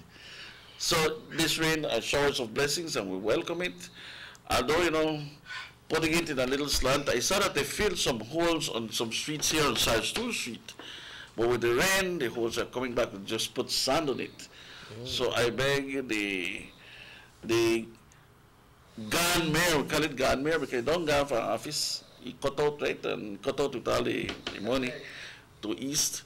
To please, you said you were going to pave some street, at least put some tar into those holes there on South Stool Street. You have the street right here behind where we paid our light bill. I don't remember the name of the street. That whole street is behind the bus terminal. Dilapidated as you want, but it's not in his area, it's not in East, so the mayor is no longer doing anything. And the rains will create havoc on the streets. But despite that, for farmers, it's a blessing, and we welcome it. We just don't want any hurricane or anything like that to come. Yeah. Pray to God for that, but I'll tell you what, rains are good.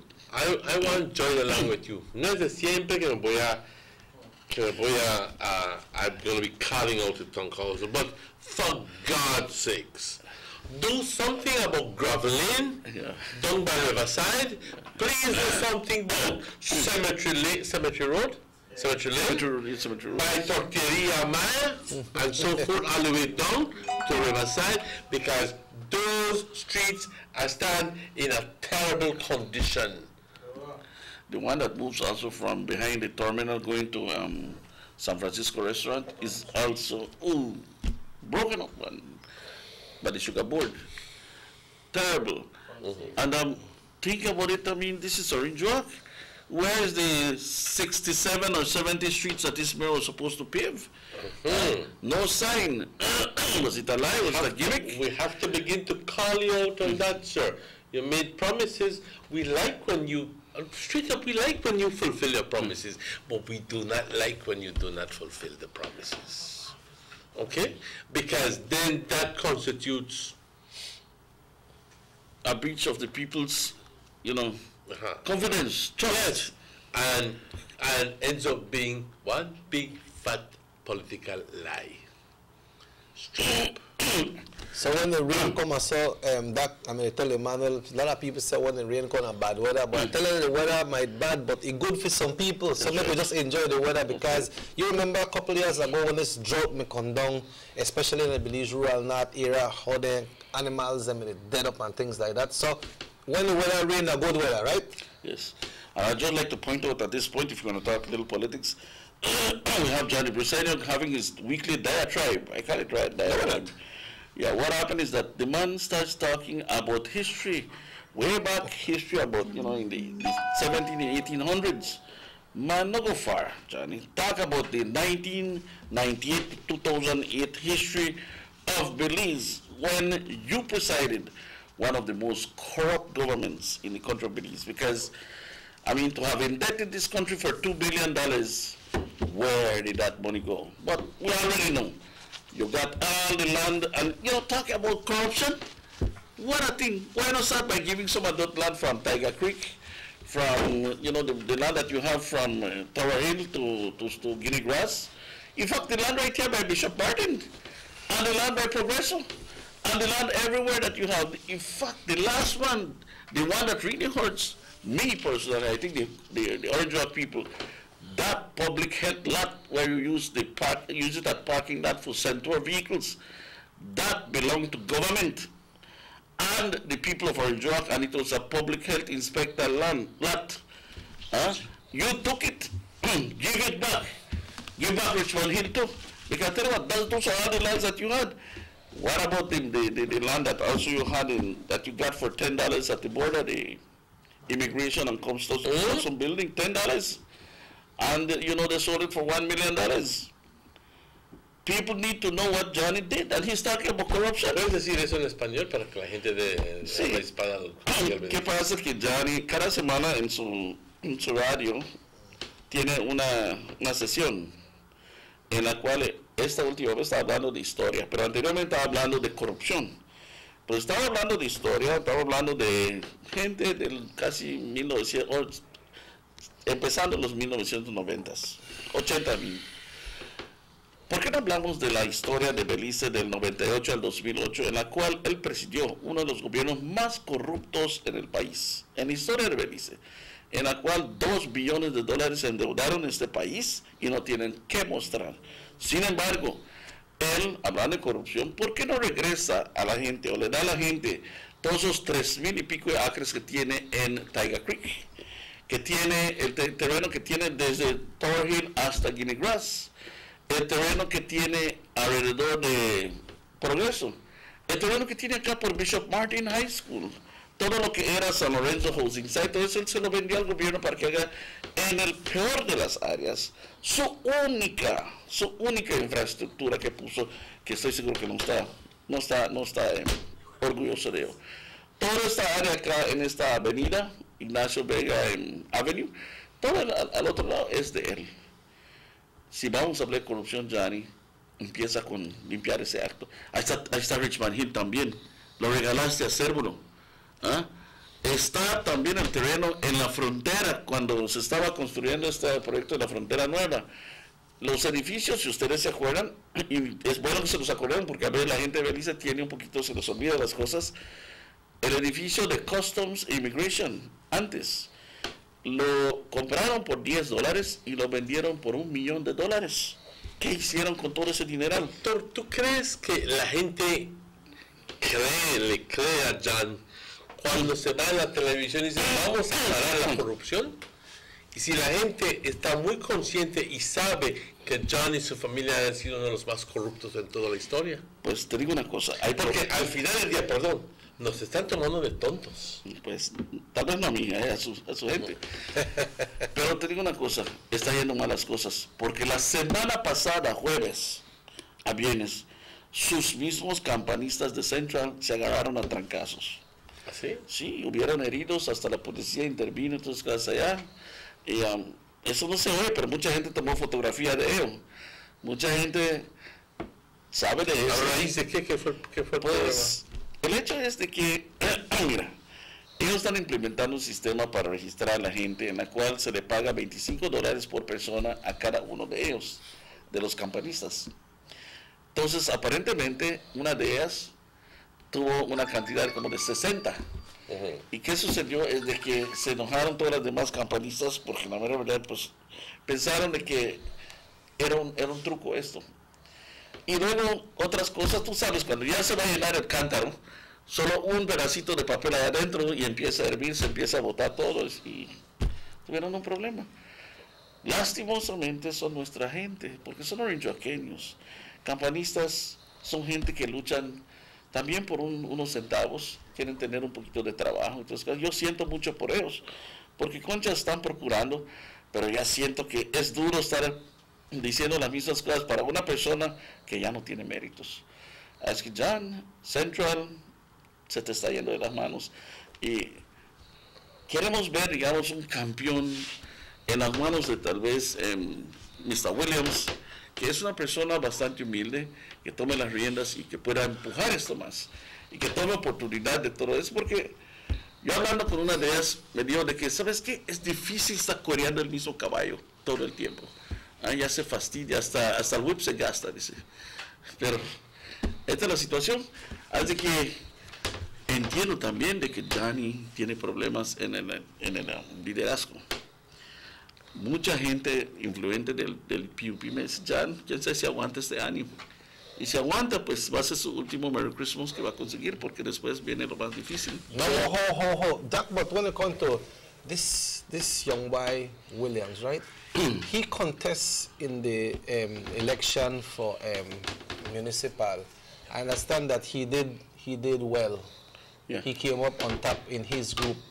What people are saying, hey, this boy too young. Can he handle this situation?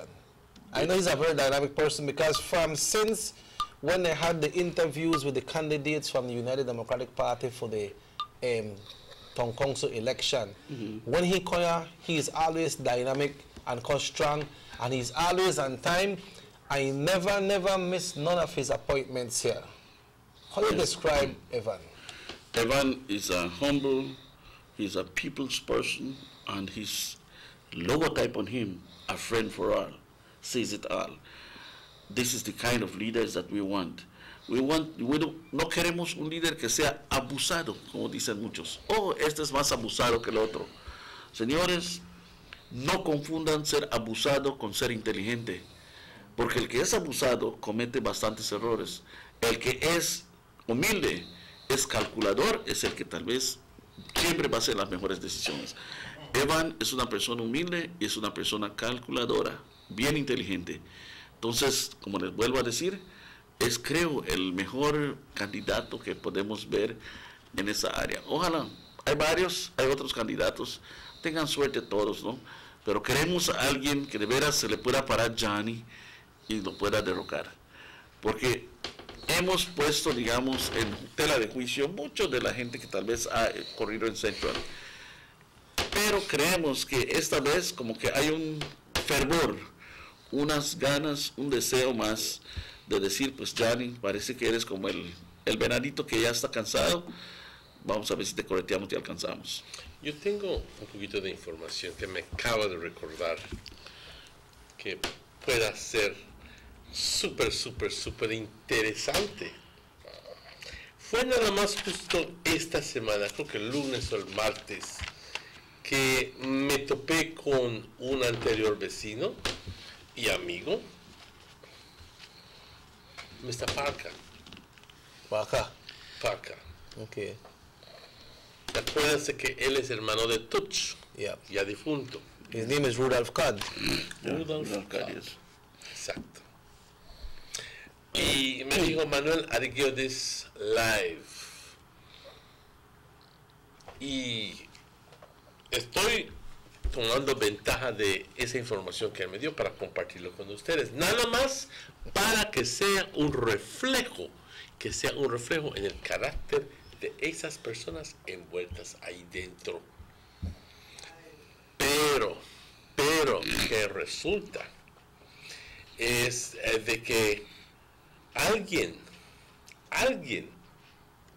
una persona, ya cobró dinero que estaba en nombre de Touch y supuestamente bajo pretextos falsos. Y se supone que el señor se alega de que hay un cierto político, posiblemente John Briceño, que esté detrás de esto para tratar de recobrar ese dinero que había puesto en su nombre de Touch anteriormente. I understand when Touch died, on the night of the funeral, a woman showed up with a baby. I said, this is the Touch picnic. ¿Y quién fue? Fue con John la trajo.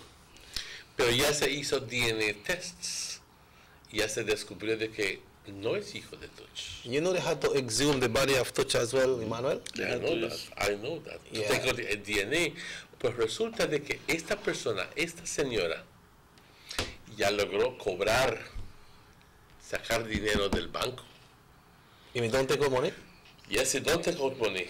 And has received the grant of administration for Touch's estate. And she is not the next of kin. The next of kin is Rudolph Codd.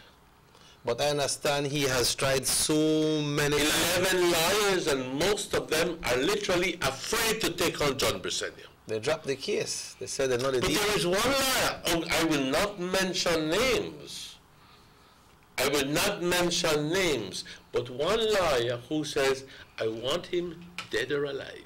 And surprisingly, to know who is that lawyer. I'm not going to say it, tell you. Yeah.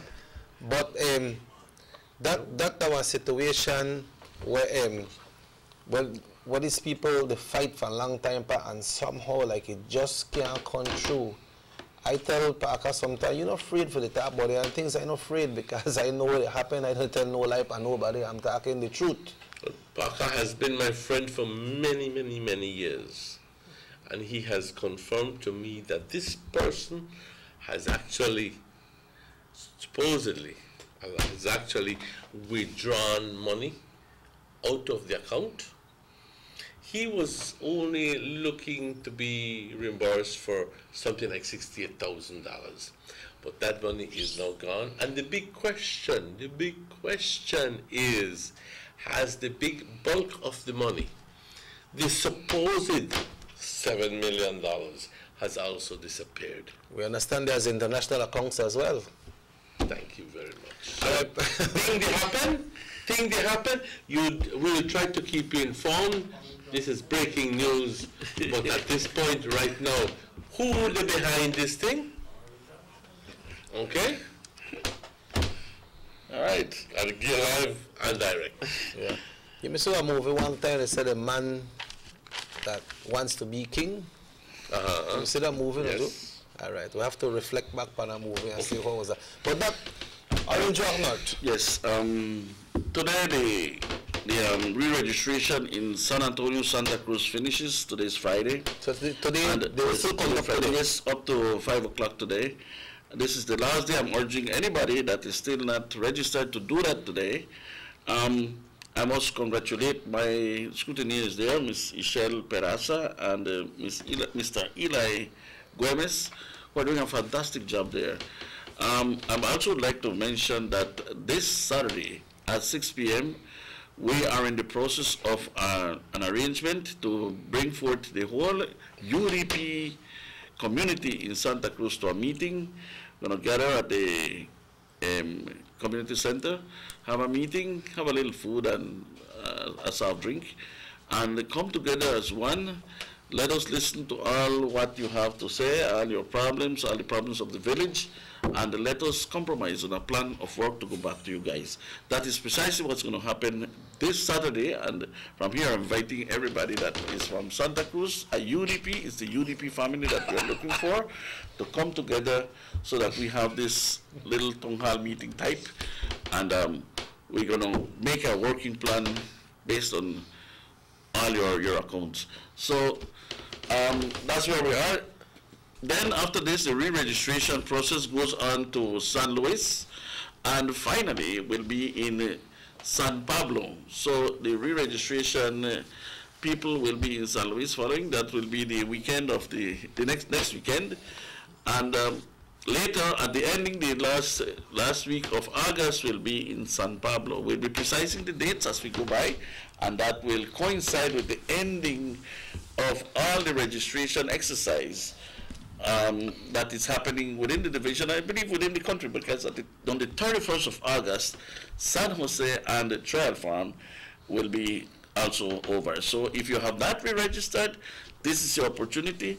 San Luis people, no need to go to San Jose. You can wait for us if you want, but if you want to register, you can make it to San Jose. They're open from 9 to 5.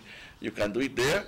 And anybody that wishes to do that, it doesn't matter where you are, once you go to a place in the north, even if you live in Santa Cruz and you want to register in Trial Farm, you can do so. It's still in the division.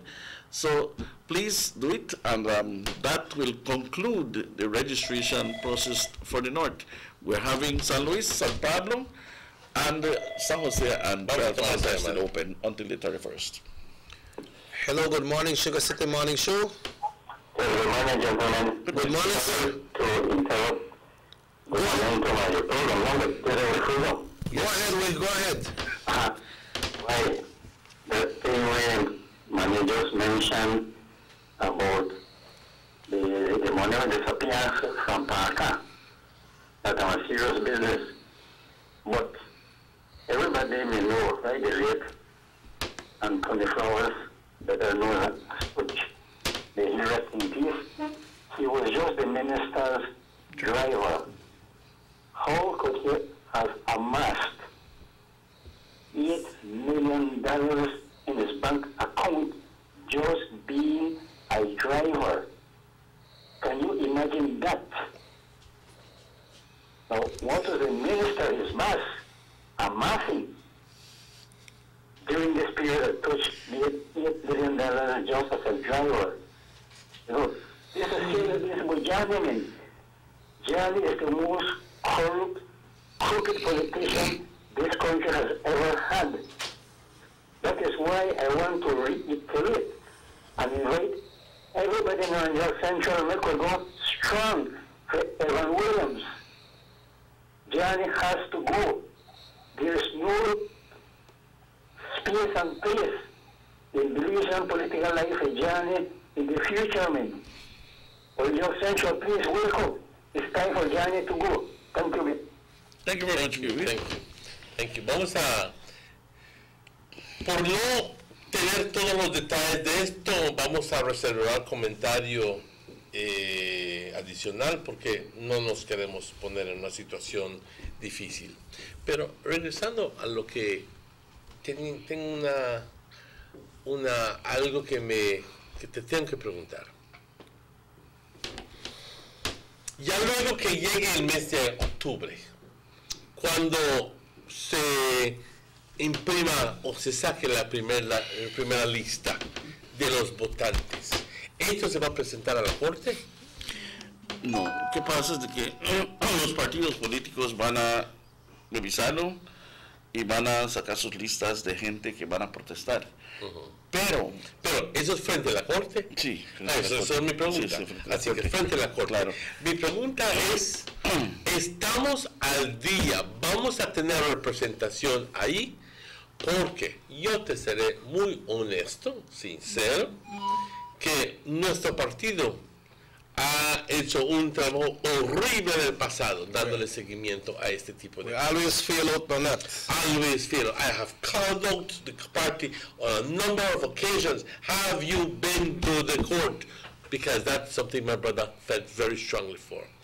And for the first time, we have lost Otrobenque for the municipal elections by over 200 votes, and it turns out that 200 people had been registered in Otrobenque, so they say, who were not living in Otrobenque. And that's part of the town constituency as well when it comes to voting, right? So this could have easily been a plot, a plan by the opposition to infiltrate the Otrobenque area. Okay? I have an answer for that. What happened is that, yes, indeed, for the municipal elections, people from the villages of San Jose and surrounding areas, and even Child Farm, voted in Otrobenque. In fact, the South, Orange Rock South, brought almost 400 voters to Orange Rock Town, coming from San Felipe, Gaspine Ridge, and Ewe Creek to vote here. And if you start by and think that Jose Mai had won by 68 votes his last election, removing 400 voters from there was a ploy. I mean, just to make the town council win. However, guys, lucky boy. Re-registration brings back those people because they have to register and vote where they live. So automatically, these people went back. So what happened is that, yes, indeed, and you brought a very valid point. Somebody sleep up on the steering wheel on that Elections and Boundaries Commission post, whereby all these people went through, when in fact they never lived in town. They did not live in town. And I must call out those people, because Otrobenque has never gone blue until this last municipal election. But I know the area of Otrobenque, and most of the people living in Otrobenque are still red. Which means, how the hell you lose out? Because there were people who were registered in Otrobenque who never business were registered in Otrobenque. And this was people from other areas who went in to vote in Otrobenque. All right? I'm asking you, please, be at the helm of that. Yes. Don't make that pass. Yes. Are you having a birth paper program? Because somebody say, ¿cuándos? ¿Qué pasó con los birth paper? ¿Cuándo los van a dar? All right. ¿Qué pasa con los papeles? Nos han informado, porque tenemos gente trabajando, ya que hubieron un amontonamiento de aplicaciones. Si usted se informara, todo el país aplicó para papeles de nacimiento y se atoró el sistema. Sin embargo, nosotros mandamos casi como 300, conseguimos ya unos cuantos, pero no creo que van a salir esos. No le puedo prometer a nadie que va a salir eso antes del 31. Si usted no se ha registrado porque está esperando eso, contacte. Si es de San José, contacte al chairman del Village Council, o yo le voy a dar la información acá. Si usted tiene algún otro documento, ya sea Social Security Card, o tiene su pasaporte, aunque esté, digamos, no vigente, esté expired, caducido, usted puede ir a un juez de paz, o un juez de paz, toma una fotografía, que esta persona ponga tras la fotografía de que la imagen que tiene la fotografía es verdaderamente de usted. Entonces usted puede ir y se registra. Ya no tiene que esperar para ese papel. Si no tiene ningún otro documento, entonces, pero vive en el área y está segura que nació allá y es de allá.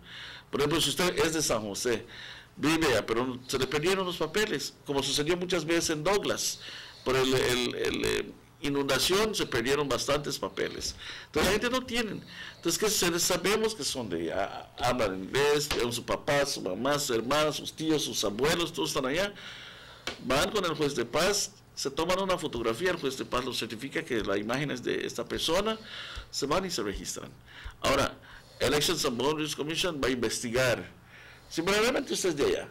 Y obviamente, si usted es de allá, claro, no va a haber ningún problema, porque va a haber gente que le va a dar el hecho de que fulano de tal, sí, es mi vecina, vive acá, entonces nació acá, tiene su esposo acá, están sus hijos, van a la escuela, en fin, hasta sus perros de ella, entonces todos van a saber esto. Es que no hay problema. Es que creo que no vamos a poder conseguir todos los papeles de nacimiento antes del 31, no les quiero prometer, pero si es que no lo tiene, por favor, vaya a registrarse de esta forma. Doc, about the different little town meetings, village meetings, gathering that you have in the different villages, is there a plan before the convention to bring all these villages together at one location? Yes. All right. My plan is this. I've been tying up all the villages. I have San Jose, San Pablo, San Luis, Douglas, and going on to Santa Cruz, coming up around, getting all of them together. Finally, we're going to take Trial Farm. We're going to spend a month here in Trial Farm. And then once we finish that, yes, we'll have a division meeting. We're going to bring everybody together in a big tent, and we'll have a chat. We'll come together as UDPs and get, showing the signs that we are ready for the convention. Yeah, I know the answer to this one, Doc, but they say, ask the Doc if the old board paper can be used to register. Yes, it can. Yes. It can. Si los largotes esos, sí, claro que puedes. Claro que puedes, sí. Claro que puedes. Así que el largo, el corto, mientras que sea board paper, sí lo puedes utilizar. How are the weekends doing at the registration centers, Doc? Okay, most of the time is when most people go. Like Monday, Tuesday, Wednesday, it's kind of slow. But then on Friday, Saturday, Sunday, and in fact, Friday and Saturday are the days when most people go. Just when they take time, they take it like a family trip or something like that. Oh, okay.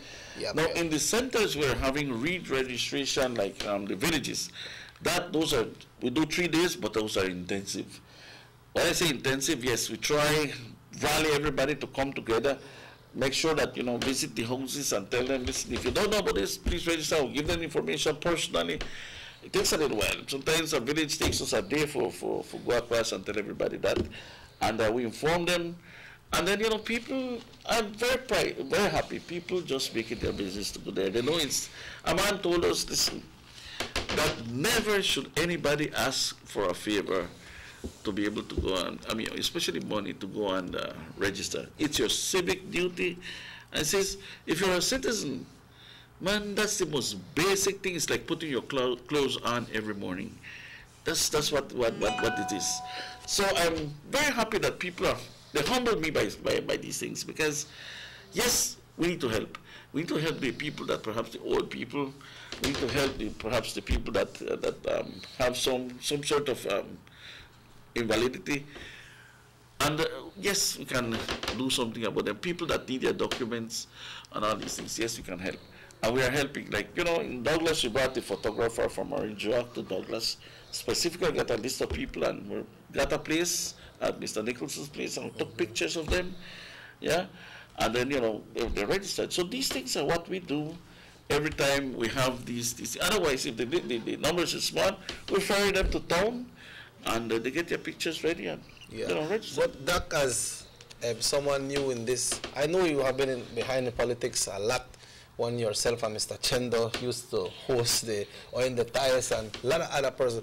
How you feel to you know that you are working along with these people, gathering with them, getting their documents together, having these meetings? How that feel to you?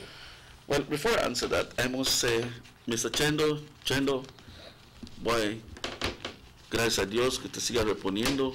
Eres mi gran amigo, tú y Ben Ramos, y te deseo lo mejor, amigo. Jackie, I tell you what, it's a beautiful exercise that I'm going through, because I feel the warmth of people. I feel when somebody is doubtful about me, when somebody is with me, and when somebody needs to be brought in. But then I find out that helping people is something that is so fulfilling. That's in you? Yes, so fulfilling. When you see somebody with a smile on their face, you know, after coming up and telling you all the problems, and perhaps you are able to give them a solution, you know, and they smile and they feel happy, that's what makes me feel good and makes me sleep good. Of course, you know, this exercise that I'm doing, you know, running for politics, has given me some sleepless nights, I must confess. I have people that get caught up in the police web, where they get themselves into trouble because of fights, customs people catching people with contraband and all these things, that, you know, we have to find a way that to help them. Not that we are in a position to perpetrate crime, but, you know, sometimes, you know, crying mothers come to you and they really plead to you that, you know, this is unfair and all these things, but you also have to have a ear and a little time for them. And, you know, sometimes they call us 2 o'clock in the morning for things like this, and we have to be there for them. And when somebody told me, "Well, you're bald," not quite. Wait after 1 year. Yeah. Well, it's good that you have already touched base with the persons from Orange Walk North. So, we could say right now that your personality is well accepted and well known in the Orange Walk North constituents. Well, I'll tell you what, I don't know if it's well accepted, but amongst UDP people, change is something sometimes difficult for people to just accept overnight. And then sometimes you have to prove it with works. You have to do things for them. They have to see that in reality you're somebody that wants to work. Because just blowing on them and telling them stories and all these things, they are fed up with that. They don't want that. I know. But the other thing is that I am walking the footsteps of somebody that really brought change and development to the area. And people tell me, they say, you know, Omero, you have to match those things and do even better. I am prepared to give it my best shot. What happened, this is like, and I tell everybody, this exercise is like going back to university. When I went to university, to me that was the biggest challenge, but at the same time, I prayed God that I only wanted to be inside the university campus, and the rest was up to me. And this is precisely what I'm also praying. Yes, I'm walking the streets, I'm meeting all these people, and I feel for them. I feel for the cane farmers, I feel for the poor people, I feel for all these people that need. But I just want to have a chance and then, you know, go back and really start solving the main problems. Okay. So Dr. Omero Novello is no stranger to the households of Orange Walk North. Well, right now, I'm not much, because tell you what, there's some areas that I have not walked into. But people know. Yes, they know me through the Channel 10. They know me through my job as a veterinarian, because I met a lot of my customers within the area. Also friends, old friends, and relatives. I have a lot of family in Orange Walk North, and I was surprised because, you know, everybody. And are your family that red? Are your family that red? Well, no, not all of them. Okay, you have a tribe work on a family with a blue. But, you know, like some of them say, blood thicker than water. Yes, blood thicker than water. I hope so. Pero esa mi familia, pero parece ahí ya no voy a votar para él. So for like that, even though that you know visit all of them people, people for Orange Walk right now not have to ask, ¿quién es Dr. Romero? They know who is Dr. Romero Novello, right? People know. Well, as a person. Yeah, you might find some people that know me through the airwaves, have seen my face and all these things, but really, some of them really would want to sit down and have a face-to-face conversation with me. Yeah. Sometimes, you know, not really about politics, but maybe about my experience in education. How comes I reached to become a veterinarian? Because they will need to know, some of the younger generation need to know the path and all these things, and some of them want to discuss this thing, because my strengths, and I tell everybody, what I'm bringing to the table is my strength in agriculture as a veterinarian, but also I care about education. I care about their housing situation, and I also care about their health issues, because there's many things that we are fighting there. Right. Yo te quiero dar las gracias. Ya estamos casi al punto de llegar 3 minutos antes de las 9. Y te quiero dar las gracias por tu presencia aquí. Gracias, Manuel. Preguntas claves que Chequi ha hecho, si es que la gente te conoce, porque al final del día no puedes ir a una convención si hay un elemento de gente, hay una cantidad de gente que no conoce quién es el doctor Romero Novello. ¿Han escuchado, conoce al doctor? Sí, ya escuché de él. ¿Qué sabes de él? Pues no mucho. ¿Ya me entiendes? Yeah. Es importante que sepan que el doctor Novello es un veterinario, es nacido en San Felipe, y que fue a la universidad en la ciudad de Mérida, es casado, papá, un hombre decente, ¿ok? Sobre todo. Un hombre que trabaja, no es ningún millonario, te lo puedo decir, claro, ¿okay? Pero un hombre que se está ofreciendo para trabajar para el beneficio de todos nosotros. Estamos en una campaña de cambiar el estilo de hacer política hoy en día. Poner gente que realmente se quiere trabajar para el beneficio, el gran beneficio de la gente a través de agricultura. Eso a mí me encanta. Me encanta porque yo creo que si es que el pueblo de Orange Walk, el distrito de Orange Walk del norte va a seguir adelante, es a través de agricultura que lo podemos hacer. Es a través de agricultura, sembrando mango, sembrando aguacate, sembrando coco, todo ese tipo de cosas para que podamos llevarlos al mercado y venderlo o hasta comerlo, si es que lo tienes para tu propio beneficio. Cuando podemos nosotros tener nuestra finquita en nuestro espacio o en muchos casos, ¿qué sentido hace tener un cañal con 50 a 100 toneladas de caña si al final del día no te da el beneficio que quieres? Mientras tanto, otro producto te puede dar más y mucho más que eso. Así que te felicito esa posición que tienes. Closing remarks, Doc, for today. Well, I'd just like to tell everybody thank you very much for you accepting me, allowing me to enter the confines of your homes. I have never had anybody closing a door on me, and I'm very thankful for that, Orange Walk North. Le doy gracias a todos ustedes de la división de Orange Walk Norte por abrir sus puertas de sus casas y aceptarme en su hogar. No he tenido a nadie que me haya cerrado la puerta, se los agradezco bastante. Yo vengo en un son de paz, un son de procurar trabajar, mejorar el área, mejorar Belice. Yo tengo a Belice en el corazón y hoy oí que estaban hablando de patriotismo. Yo les quisiera contar un incidente en el cual me sacaron las lágrimas en dos ocasiones el himno nacional. El primero cuando vi bajar el Union Jack, la bandera británica aquí en Belice, y subir la bandera beliceña. Yo estaba en esa ceremonia con mi hermana, con mi amigo Roberto Young, y estuvimos allá cuando fuimos independientes y me rodaron las lágrimas al ver eso, porque nosotros vimos el pleito de Belice para la independencia. Otra vez que sucedió eso, cuando yo estaba en el Estadio Azteca y un equipo de Belice fue a jugar allá, y sonó el himno nacional, estábamos en México estudiando, me encontraba en la Ciudad de México esa vez, varios de nosotros beliceños, y eso te toca el corazón, eso te demuestra de que sí verdaderamente eres beliceño. Esas cosas en la vida me han hecho ver que mi país es único, que Belice es bonito, que Belice es nuestro y lo debemos cuidar, lo debemos proteger y debemos luchar para tener un lugar en este mundo. Por eso yo me he ofrecido a correr en política, porque quiero sacar a mi gente adelante. Quiero sacar todas esas buenas cosas que el mundo tiene, traerlo a ustedes, que ustedes puedan gozar un poquito de todo eso. Pero como les digo, hay que trabajar duro, porque como me dijo mi primo Filogonio Novelo, el trabajo arduo paga. Hard work pays. Y eso es lo que nosotros tenemos. Queremos trabajar duro, arduamente con ustedes. Gracias. Thank you once again, Doc, and all the best. Gracias al equipo de producción, gracias a Chequi, de nuevo al doctor Homero Novelo, pero importantemente gracias a ustedes por la audiencia, por la participación con sus mensajes.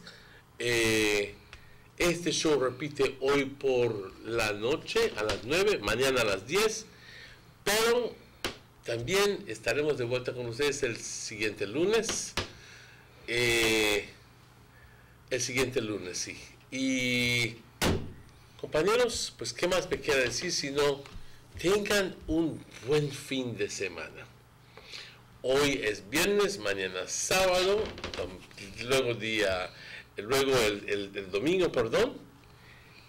Gócenlo, recordándoles de que la moderación en todo es clave, muy clave esto. Mi nombre es Emmanuel.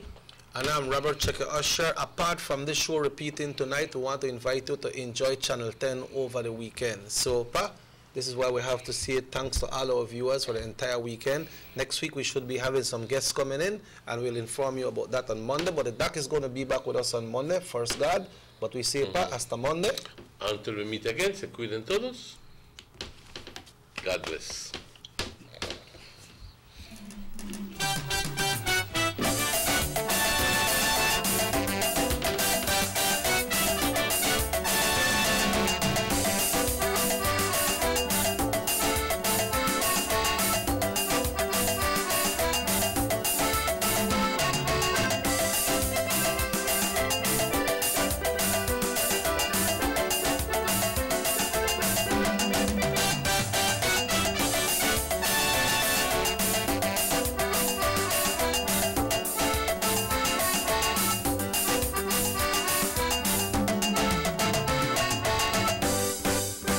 Sugar City Morning Show. The Belize Tourism Board takes this opportunity to remind all tour operators, stakeholders, and the general public that the BTB Tour Operator Regulations make provisions for the following categories of tour operators. A. An individual